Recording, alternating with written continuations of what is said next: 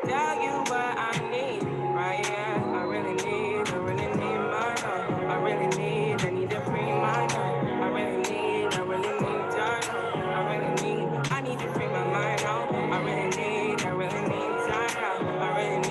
need to free my out. I really need time. Oh, yeah. Just let me free, freer than the open mind, farther than the eyes can handle, freer than the ocean now. Yeah, yeah. So set me free. Now I need to find release. Set me to the open sky. Now I need to free my mind. Boom, boom, boom, boom, boom. Boom, boom, boom, boom, boom. Hey, yeah, oh, no.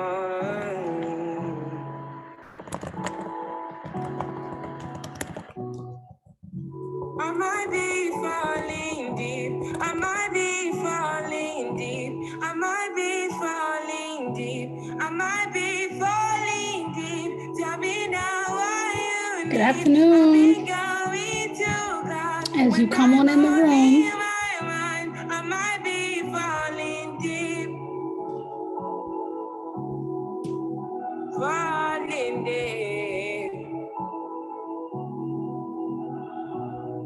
I might be falling.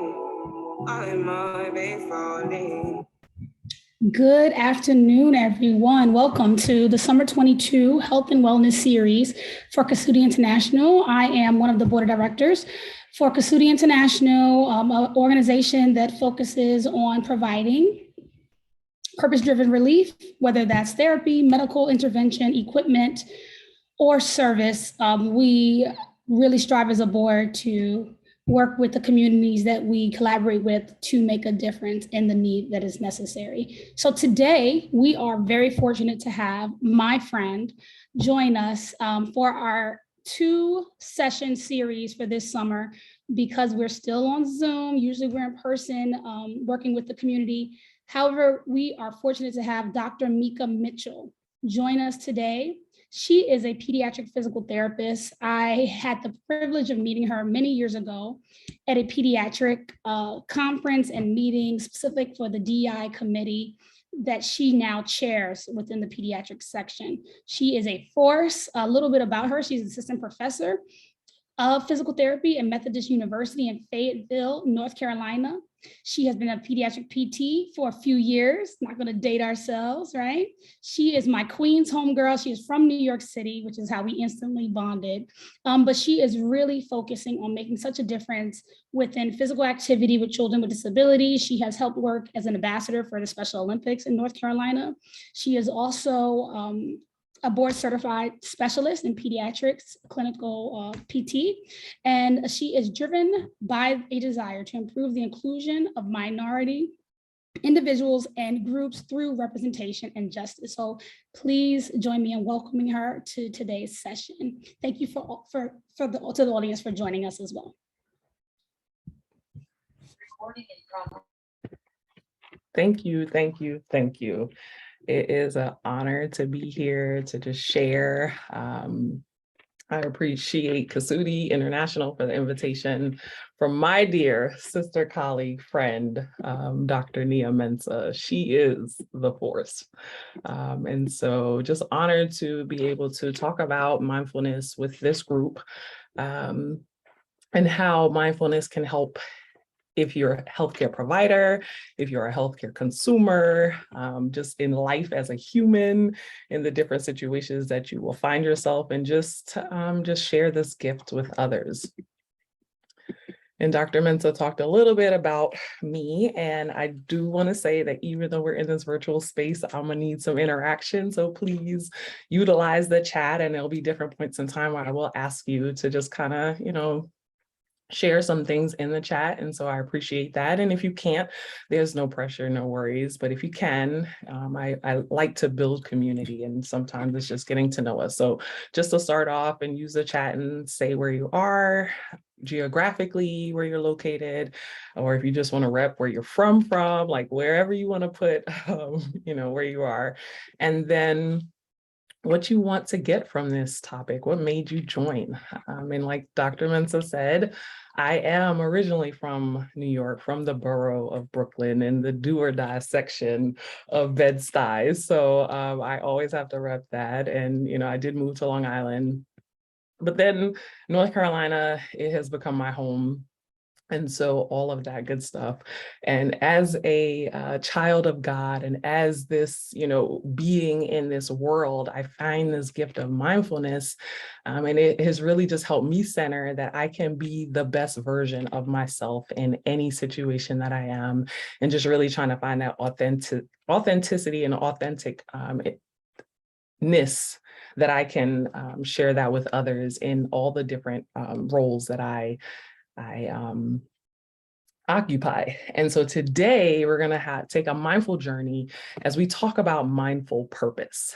And so as I was looking through this beautiful organization and diving in a little bit deeper and just knowing Nia, and her name means purpose and Kasudi means purpose, I was like, I have to do mindful purpose as the topic of this conversation. And so today we are going to talk a little bit about mindfulness, about purpose, and we're going to do a mindfulness exercise and hopefully have some time for reflection as well. And so this is the first part. So after you've done your introductions, we have people from all over the place, and I really appreciate you sharing. Yes. And so this next question is, do you prioritize your self-care?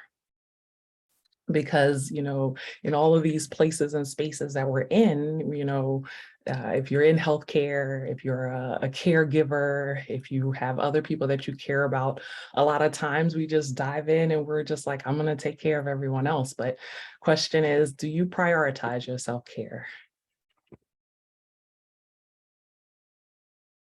Yes. Yeah, and that's the truth, right? And I appreciate that honesty because we want to help, right? And so it's like we are going to make sure other people are taken care of, right? And so I think just taking that pause and that in all of this reflection and the value of reflection to say, okay, you know what, if we're being truly honest, and I appreciate that, we could do better, right? And we want to, but sometimes, you know, what the squeaky wheel gets the grease, right? What is most pressing gets our attention. And so just knowing that we're going to talk a little bit about how mindfulness and how you can take just some small moments, and those small moments become bigger moments as you continue to work on this. And it's just like everything else. If you practice it, it becomes a part of your life and your lifestyle. And so even though you may not prioritize your self-care as like the first thing, the next thing I want you to include in the chat is when you do things that bring you joy, when you do self-care activities, what are some of those things? Because maybe, you know, I feel like I need some new ideas. What are some things that you do? Like when you do take care of yourself and when you do set time aside for your self-care, what are some of those things that you bring you joy? Is it, you know, getting your nails done, getting a massage? Is it just looking at some trees? Is it, you know, waterfalls, hiking, whatever that is, you know, just take a second to think about what brings you joy as it pertains to lifting and uplifting yourself as an individual. And so I see a great point in the chat, like in the past, someone says that they thought self-care had to require money, right? And sometimes it's just, you know, taking a walk. And even in the busyness of, it could be the city or even the country, like being out in nature, it's not as quiet. Like if you really, mindful walking has shown me like there's a lot of sounds out here, no matter where you are, right? And so it doesn't have to cost anything, or it might. And that's the beauty, is knowing what is that thing that's really gonna just bring you joy and rejuvenate you. Because on the other side of that activity, you're gonna be so much better off.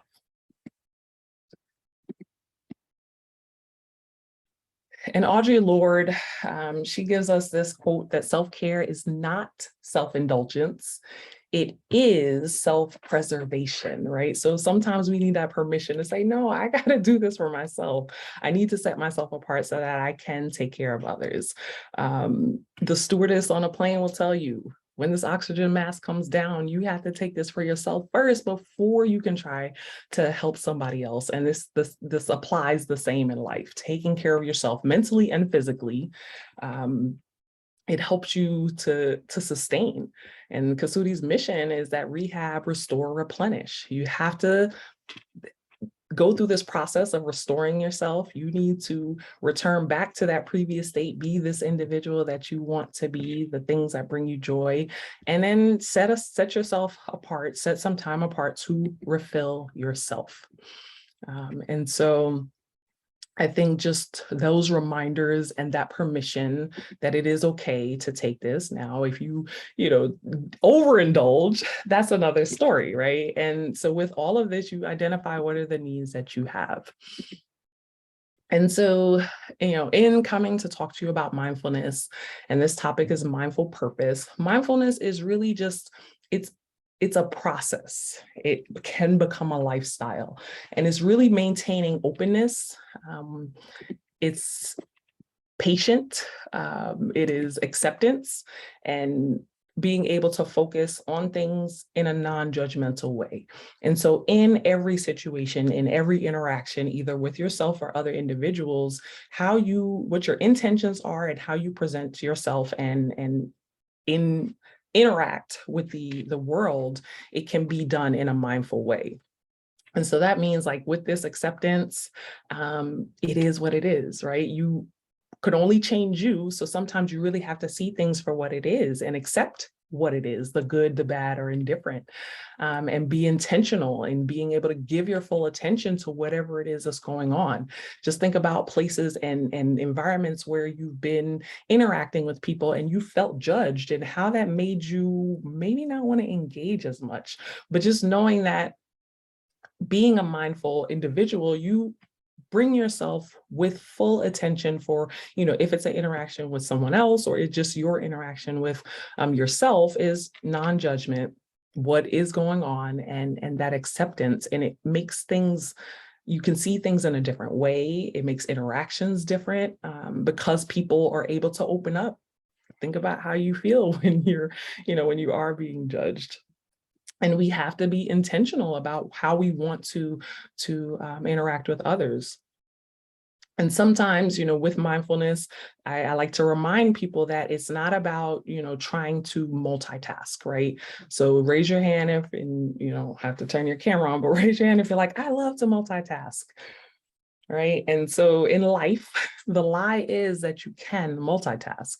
You can switch between activities maybe really fast, but to truly multitask, to truly pay attention to two things at one time, it's almost impossible.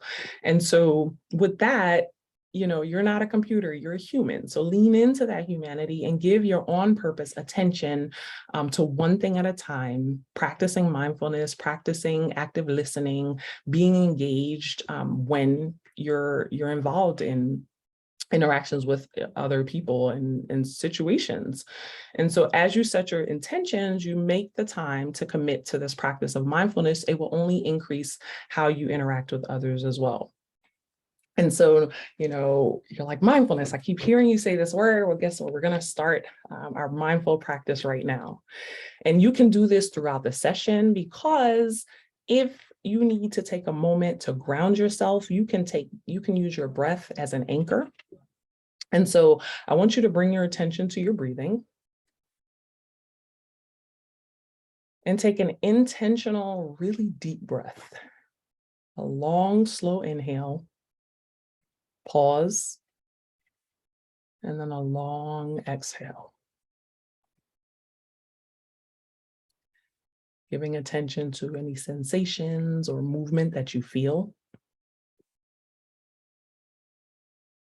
And maybe take one more deep breath.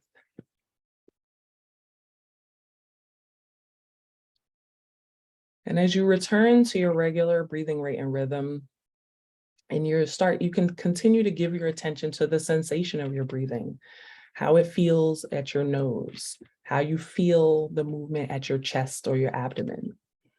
And as we attend to that information that's being presented, so throughout this presentation, you can bring your attention back to your breath if you find yourself being distracted. If the thoughts of life and the cares of the world come to you and you're like, wait, I'm in this session, but my stomach is grumbling, I'm hungry. I'm in this session and I have something to do at 1 o'clock. It's like, okay, that's fine. And that's normal. That's life, right? The thoughts come and go, but you can always bring yourself back to where you are and what you intend to give your attention to by anchoring yourself with a deep breath and then just refocusing where you are. And so you can always rejoin us if you're like, I had to take a couple breaths because I got distracted by what I needed to do or what I didn't do or things like that. And so just know that it's normal for your thoughts to demand your attention. And it's okay to identify, a thought that may have come to distract you. But if your intention is to be present, then you let those thoughts float. They can float away on the clouds that they came on. I mean, you do that without judgment, right? You're not critiquing yourself or down on yourself or upset that those thoughts came.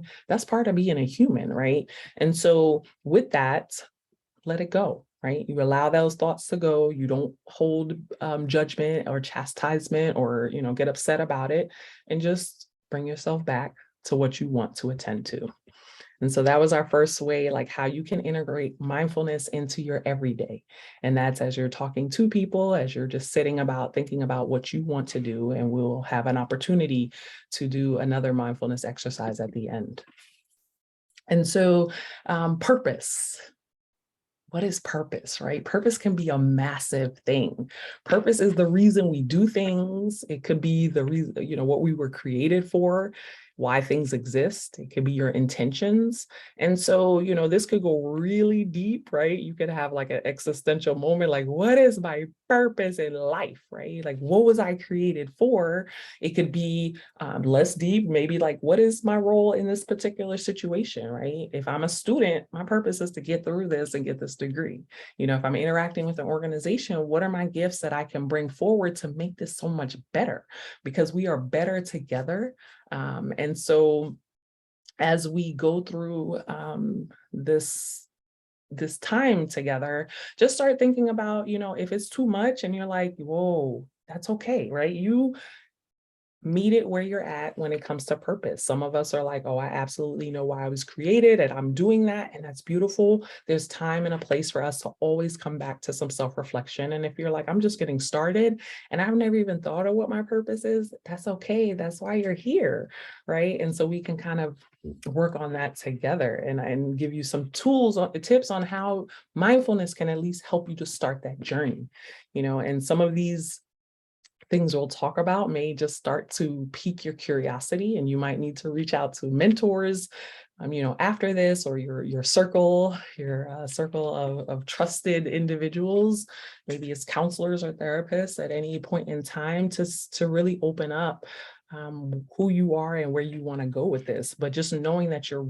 a part of an organization that's about purpose and about giving back to the community. And so to be a part of that organization, it would be great if you really know your purpose and see how you can help lift this and take it to the next level. And so just think about, are you fulfilling your purpose daily, right? And so with that means, a lot of mindfulness is reflection too. I feel like I need to add that to the definition that I explained, because you have to always take a step back and be like, am I fulfilling my purpose? Did I fulfill my purpose today? Did I use my strength and my skills to be the change agent that I want to be? And so mindful purpose, this is, non-judgmental, giving your awareness from moment to moment to your purpose, to your intention of your involvement in any particular situation.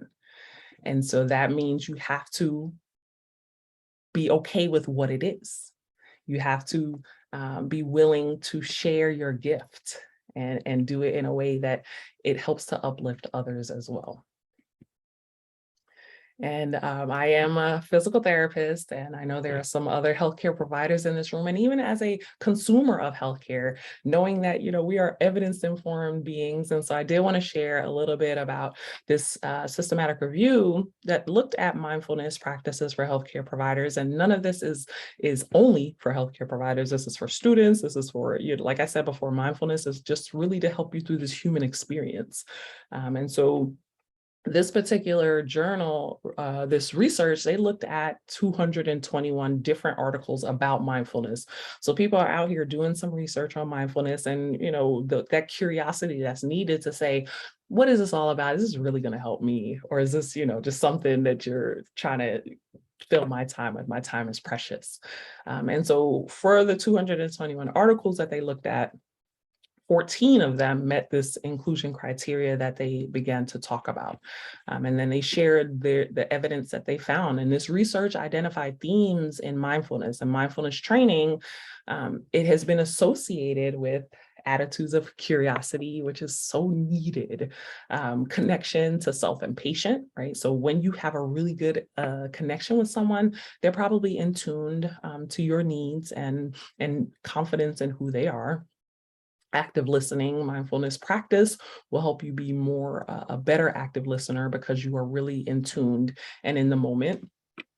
And even error recognition and pattern recognition. And so as a critical thinker and as a emerging and growing healthcare provider, being able to see pattern recognition, some of that is from this reflection that you will be doing if you continue on mindful practice. And that just makes your clinical skills so much better. And then it helps with that clinical insight that you have a good idea of what's going on and what your plan might be. And this continual practice, it helps to improve medical decision-making. And we know there are a lot of disparities in the health of Black people. And so just knowing that as a Black provider, I can be more insight, more in tune, and help to improve this decision-making that's going on with my patients and inform the medical team.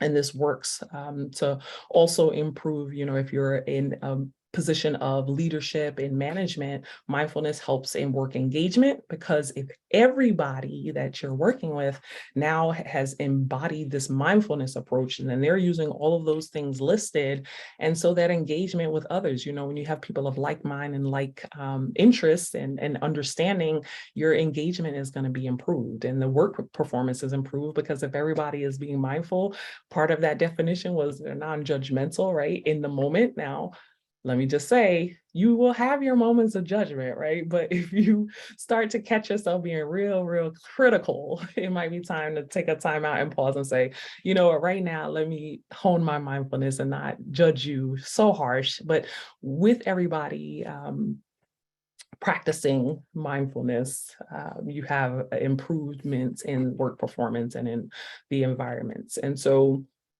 just knowing that more people that are around you that are practicing mindfulness, there can be lower turnover because you're really enjoying the space where you're at, improve quality and safety at work. And so there are benefits beyond sometimes where we might think they would be. And this review also looked at the way mindfulness exercises were utilized. So it's not that you have to have any one particular kind. It's like, oh, you have to do this one or this length of time or this type, because as you dive into mindfulness exercises, there are lots of different kinds of exercises for the purpose, right? So if I really just want to focus on my breathing, I will just do exercises on breath and breathing and breath awareness. If I want to really dive into mindfulness and figure out like what is going on with me, like I am just not my best self. I need to, like, I feel stressed and tense. Maybe I need to do some body scans. So there are a variety of types of mindfulness exercises that you can use based on what your needs are. And so this research shows it doesn't matter what kind you do. It's, doing a mindfulness exercise that helps to focus on your breathing, and they all do in different ways. But that attention, right? Mindfulness is not that mindlessness of I'm going to meditate and think of nothing and nothingness and be light as air. There's a time and a place for that if that is what you choose to do. But if we're talking about mindfulness, it is really that intention, that attention to an active type of meditative exercise. And that there was also with this that the effectiveness of the intervention was by self-report. And so the individuals that participated were able to say, you know what, I've seen an improvement on my life. And ultimately, it's the best mindfulness exercise is the one that you'll do, the one that fits into your life. And that is very true. Like when we do exercise prescriptions with our patients, it's not the best exercise like I think you need in your life. It's collectively, what is going to work for you? And the same thing with mindfulness exercises. What can you fit in? If you're like, I am already, I know I don't prioritize my health, self-care, and I want to try this, but I don't have the time, right?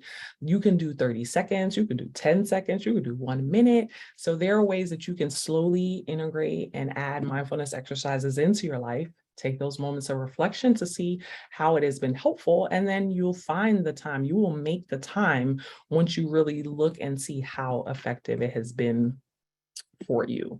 And so these result of that systematic review is that mindfulness helps to improve stress and improves anxiety. And so, this is something to know that brief mindfulness exercises help to manage your reactions to stressful work environments. And, there are positive stressors and there are negative stressors, but we want to know, like, how can I improve this interaction with negative stressors? And so mindfulness can help with that.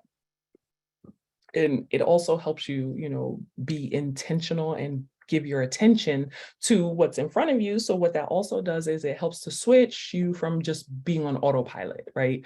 Like I just go and I do, and I'm not really thinking it through, but being more mindful is that you are more thoughtful in your approach, and then you give more individualized interactions, and that helps with clinical decision making back to our healthcare providers. And so once again, it's not necessarily about the type or the mode or the frequency, but it's really that you find exercises that are important to you, that fit into your life. There are lots of different apps. There are YouTube channels. There are, I believe probably TikTok accounts there. You can find mindfulness in lots of places, and just being flexible. Maybe I don't like this one person's voice, or maybe I don't like this particular thing, and be flexible, right? You jump around and find what works for you. And once you find that, and you can always tap in. Maybe you don't need it all day, every day, but you use it when you need it. And when you realize you start doing it without having those prompts, right? That's when you know it has become part of your practice. And I saw this picture on the website, and I wanted to put this in here to encourage you, one, to check out the website, and to remind you of this great work that is being done.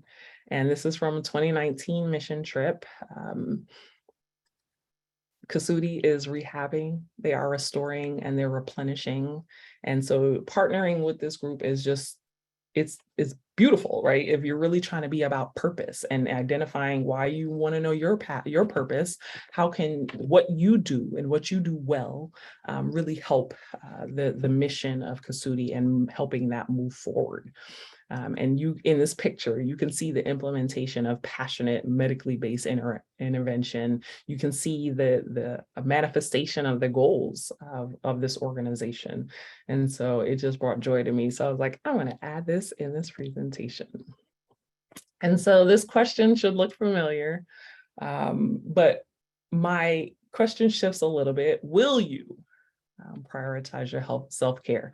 After looking at and thinking about like the importance of self-care, how mindfulness could actually help improve, and you can use the chat to say yes, no, maybe, and then share what you want your next self-care activity to be, right? So after we've shared what some of the things that we do for self-care, maybe there are things that you didn't consider, right after this, like, okay, let me, I want to do that, right? I want to work on laughing, right? I love that. Like, I want to watch some comedies, right? There are some times where I'm like, this really is going to bring me joy, or these Hallmark movies, whatever it is. Will you prioritize your self-care? And then what is that thing that you're like, I'm going to do that as soon as this time opens up?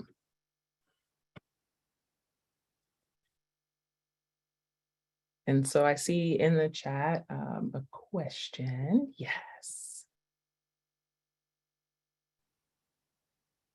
I see a hand raised. Do you want me to just address that statement in here? Yes, but before you do that, I have another question. Yes. I have a question about how, I mean, we all have to work, right? Mm-hmm. How can, whether you are a therapist or not, I mean, I know you're going to address the question about actually in therapy, but like, how do you, if you're providing a service, or you're a doctor or a PT, a therapist, what have you, or a teacher, how can you do some, form of self-care while you're actually implementing or working during the day? We spend so many hours at work. I would love it to be a part of like my normal day-to-day, if possible. Absolutely. And that's a great question. And it's one of those things that it takes time and thought, because you have to see where you might have a minute, right? And what I was saying before is you have to make this time. And so knowing how busy my fall is about to start and get real busy, I have to look at my calendar and say, even if it's 1 minute before I start, or not before, but like 1 minute sometime in the morning, let me set a timer. I use Google Calendar, and I will schedule all types. I have all types of just, either prompts I have alerts on my phone that every day it reminds me of my intentions, what I said that I want to do and who I want to be, as a reminder. And so that in itself, you could set alarms or alerts in your phone or on your calendar, just to remind you to pause. Because as busy as we are, if something were to happen emergent, you would address it. So this is like your reminder to address your self-care proactively instead of reactively, and say, you know what, if I am stopping to have breakfast, if I stop to eat lunch, I stop for snacks, if it's dinner, if it's, somewhere in your day, where can you set an alarm and an alert in your phone to say, don't forget. So scheduling it, I think, is first, and then having an accountability partner too, because, sometimes you will get desensitized and say, you know what, I see that alert, but it actually showed up at an inappropriate time, and I kind of swiped it, snoozed it, dismissed it, and I didn't really do that. And so, a consistent, at the end of the day, practice to reflect, and adding reflection even at the end of the day or at the beginning of the day to see, how did I do?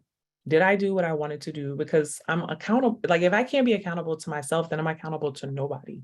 And so I think just really pausing, even in the busyness of life and everything, and be kind to yourself. Like, if you can't do it every day, start, if it's weekly, if it's, at the end of the week or at the beginning of the week, right? Because what happens is, as you continue this practice, wherever you implement it, you can then start, like, you'll see that it starts to increase. It becomes part of your mindset of like, okay, let me reflect on this day. Maybe if it's the end of your school day or at your work day, before you step into this next phase of your life, into your home, right? Before I step in this house, let me take a minute, set your timer. A minute really seems like a short amount of time until you set a timer and just have to sit and maybe just breathe for a minute. You'll be like, wow, that really seemed like longer than I thought it would be. And so those little steps can then continue to add and increase. I mean, and really in your reflection, when you see how it has helped you, then it propels you to want to continue. Was that helpful? Yes, thank you. Awesome. Okay. And if you have other questions, please put them in the chat, and I will try to address them. And then I saw your question about how can you work this into your patients. And so I think it has to start with you, right? It's hard for you to ask somebody to do something that is foreign to you. And so it could just be like how you, if it's your breathing practice, if you kind of guide them through some breathing exercises, if you're checking in with them, but sometimes it's a model of how you present to others, being able to slow your pace and listen, that active listening, that engagement. And if you find like an app or a site that you can share with your patients and say, listen, let me show you what the research shows about mindfulness. There's mindfulness and pain research out there. There's mindfulness in with different patient populations. If it's anxiety, if you have patients that are just really anxious about procedures, it's been shown to be helpful. And so with that, you can kind of introduce that in an evidence-informed way and say, hey, this might be helpful to you. Would it be okay if we try that and see, or try it when you're with them, and then ask them to try it on their own and report back to you what worked and what didn't work. And that's a way that you can kind of help them to find and see how it works in their lives.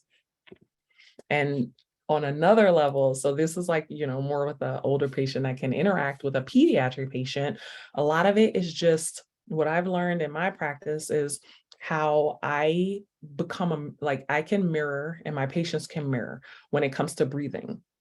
And so sometimes it's how I use my hands to kind of help to calm and help to help them relax and help to pace their breathing. We talked about that breathing exercise of where do you feel the motion? Do you feel the sensation at your nose? Do you feel it in your chest?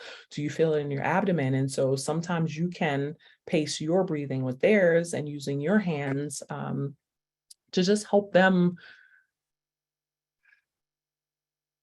relax. And how you talk and how you pace and interact. So there's ways to do it with nonverbal patients or patients with different levels of cognition that you may not be able to say, all right, let me do this guidance with my words. Maybe I have to do it with my hands. Maybe I just have to do it and sit in space and time with them without any words. And sometimes that can be helpful too with our patients that can verbally communicate with us as well. All right. And so finding your purpose. Bishop T.D. Jakes says, if you can't figure out your purpose, figure out your passion, for your passion will lead you to your purpose.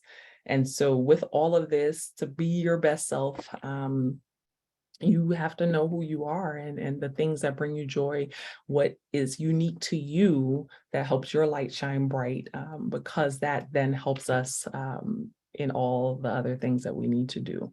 And so we'll have time for reflection and time for questions, but the next thing we're going to do is a mindfulness exercise. Right. And so you can go ahead and get comfortable where you are. And this mindfulness exercise is called, don't ask what the world needs, because what we've been talking about this whole time is let's start with ourselves. And so this can help remind you to think about what makes you come alive and to encourage you to go and do that thing.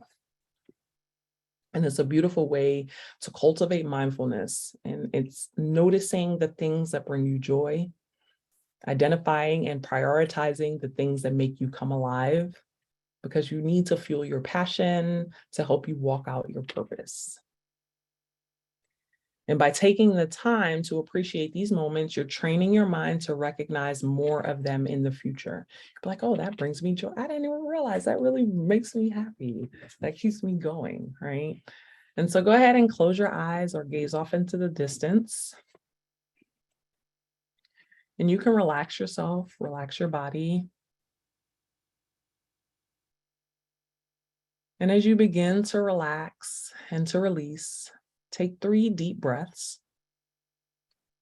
And with each breath, allow yourself to take a long, slow inhale and a longer exhale.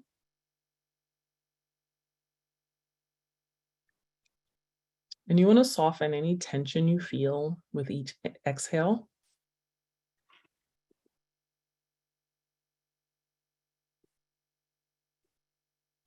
And that could be anywhere in your body that you feel any tightness. And after those 3 deep breaths, you can return to your regular breathing rate and rhythm.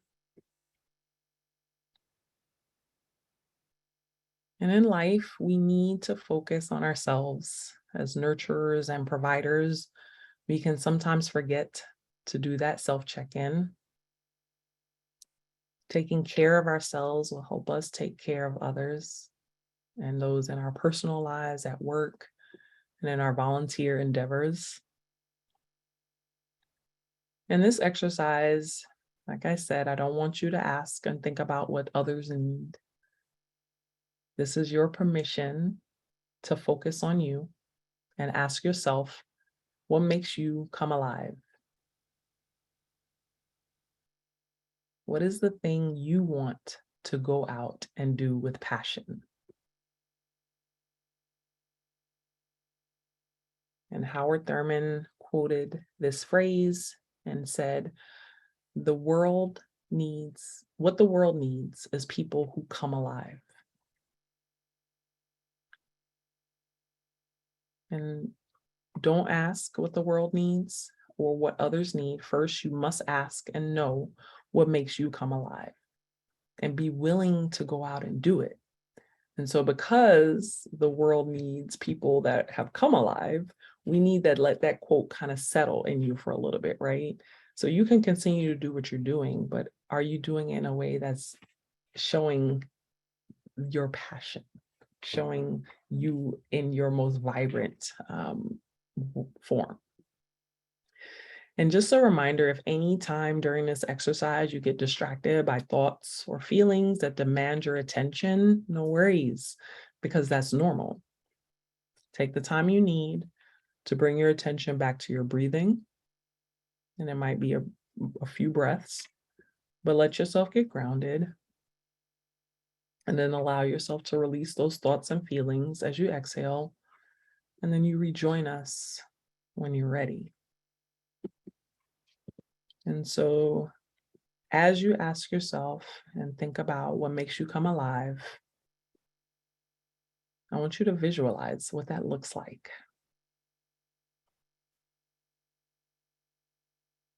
What do you see when you think about the things that bring you joy, the things that ignite your passion?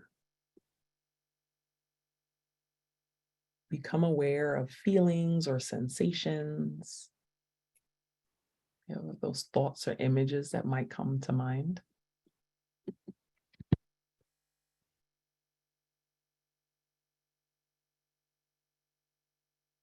And if anything becomes too overwhelming, you can release it as you exhale. Don't hold on to that. But identify what came to you. What did you notice? Can you name it? Is it familiar to you? And this whole thing is a journey. And so it's okay if you don't have the answers right now, because this might just be the start of your self-discovery. Or maybe you're at the implementation phase and you're like, I know what makes me feel alive and I'm ready to go out and do it. All of that is beautiful, no matter where you are on that continuum. But what's very important to know and be aware of is the importance of periodically checking in with yourself and asking yourself these questions. And so I'm going to say a couple of questions and I want you to repeat them silently in your mind after me. And these are the questions that you come back to periodically. What makes me come alive?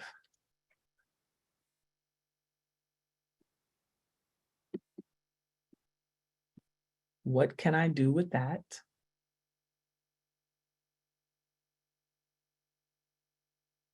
What are the times when I feel most vivid, energized, and engaged?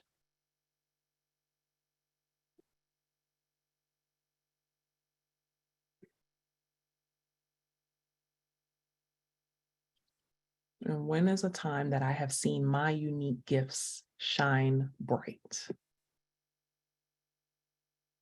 because you need those reminders to keep you going.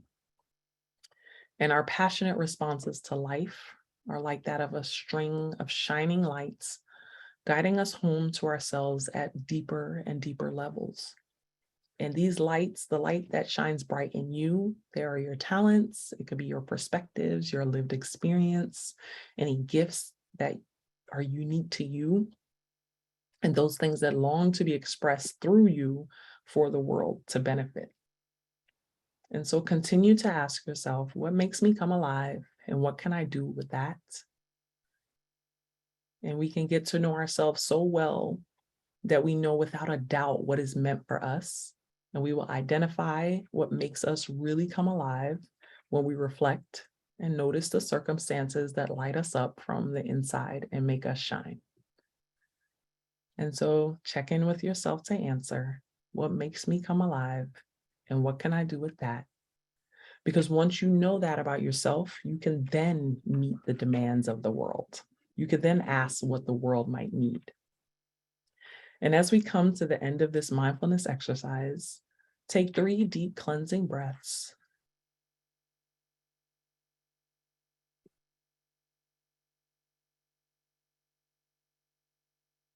And remember that in finding what brings you joy, it can help you identify your passion, which can help you find your purpose. And self-discovery will lead you to greater fulfillment in all the variety of roles that you find yourself in your life. And as we come back to the Zoom chat, I have a question for you. What did you identify that brings you joy or makes you come alive? And so with everything, if you don't have an answer, that's okay, because you're just maybe like, I need to unpack this. I really need to find this answer. But if you feel comfortable in sharing, what came up for you, what brings you joy, and what makes you come alive?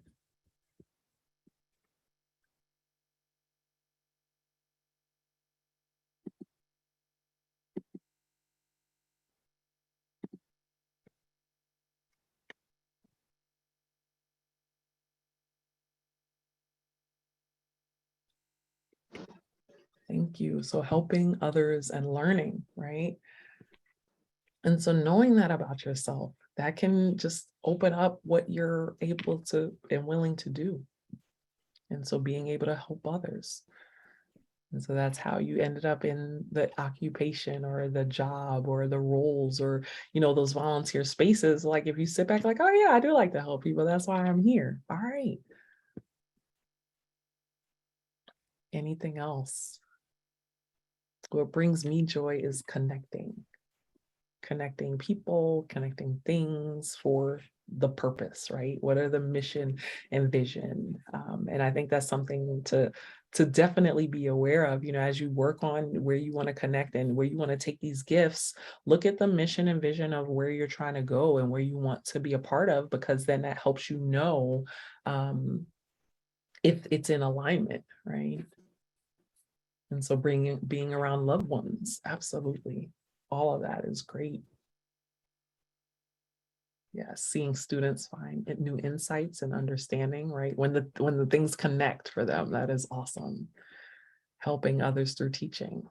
Beautiful, right? So knowing the things that ignite you, that fire you up, that make you feel alive, right? You can then take that and now what are you going to do about that, right? If you're ever like, why am I here? What am I doing? Find what gives you joy, find what makes you feel alive, and then go out and do some good work and maybe get in some good trouble.